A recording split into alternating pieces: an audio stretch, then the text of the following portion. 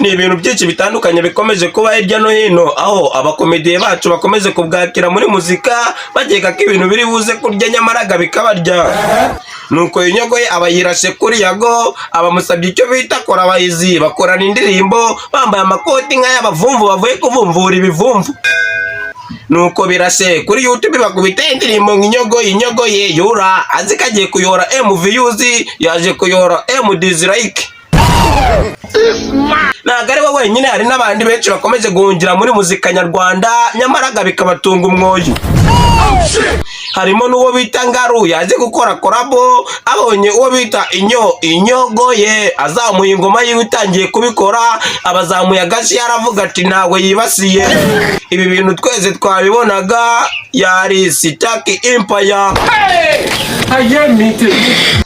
Asemani ngiye burangiye, reka tujye mu bintu by'ukuri, tuve mu bintu by'amakomedi.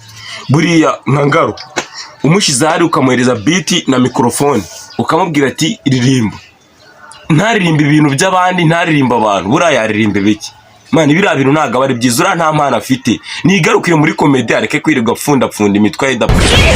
Cyangwa se tugaruke kuri Silivizo nawe ataririmbye ibintu byo kurya ntiyaririmba, ngo amandazi ngo bari baze kumukopa, ngo none ngaje gushyingura ngo akawunga, ngo yaryaga akawunga, ngo i Kigali ngo ibiki n'ibiki.